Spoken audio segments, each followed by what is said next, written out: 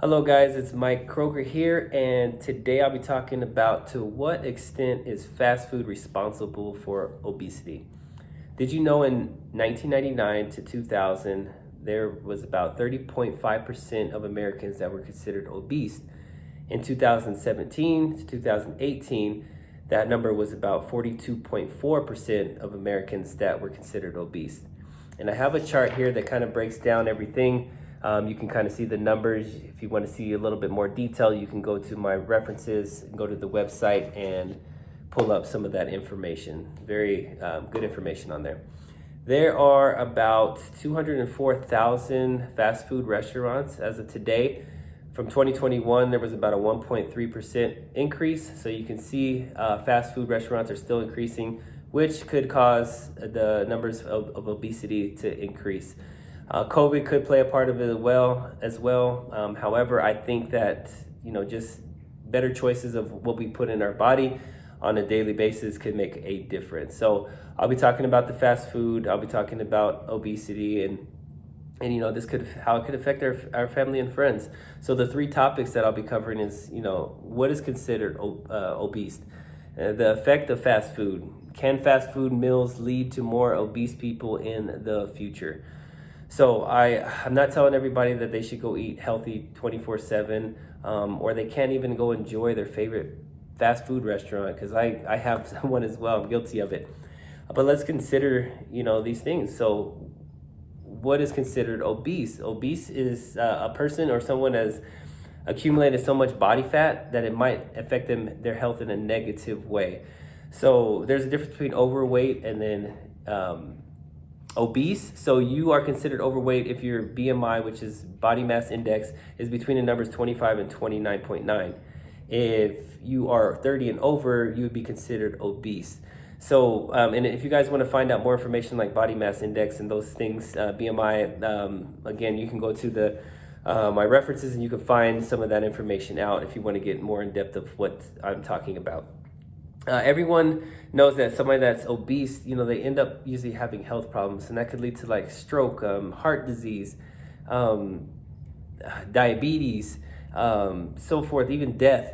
So, that alone kind of scares me, and hopefully should scare somebody to, watch what they put in their body. So United States, especially in the United States, we consume so many calories, whether it's in sodas, of food, fast food as well. When we're stressed or we have anxiety, that's usually when we take on the more food, and that could lead to, again, obesity. So now that we understand obesity, let's talk about fast food restaurants and how that could affect you. So I know what you're thinking. I'm going to give you a long speech about don't eat fast food, that you don't need it, and yada, yada, yada. Well, that's not true. That's wrong.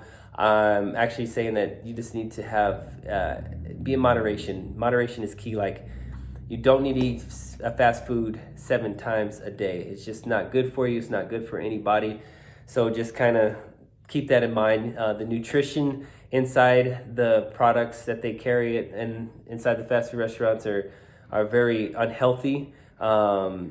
We're talking about the processed food, the trans fats, the salt, saturated fats. Like, there's so many bad things that go into those foods, and that we consume pretty much on a daily basis. So just need to consider that. And then there's been a lot of research just showing like the effects. There's actually a Netflix series, it was on Netflix, and it tells you and shows you like what goes into the food and how our body breaks it down and everything. It's pretty good. I don't remember the name of it right now. But if I do remember, I'll make sure that I share it with everybody. So, knowing the facts of obesity and fast food, how does this play to our future? Can the meals lead to other people being more obese in the future? That 42.4 is pretty high, and seeing that number go anymore is pretty crazy. But we know that fast food places are not going anywhere. Let's be honest, the convenience of them is brilliant. It's, our work schedules have changed. Our structures of our lives have changed. We work longer hours.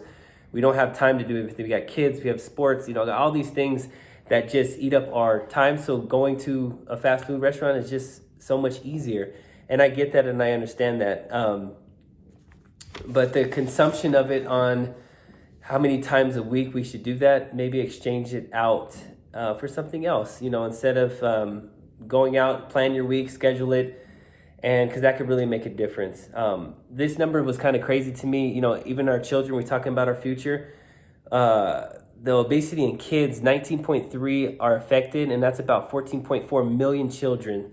It's just absolutely crazy, and I think we can stop increasing that number of obesity, starting with our children. So again, going to the getting the right foods into them, not always finding time to make meals and not go to the fast food restaurants. So does fast food restaurant play a role in obesity?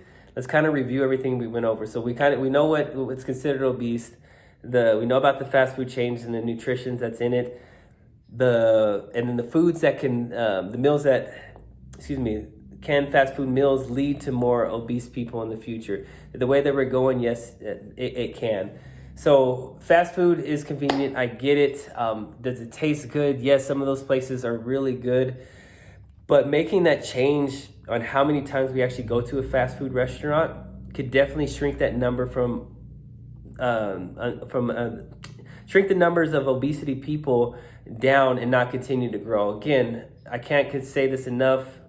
Moderation is key. Thank you for listening.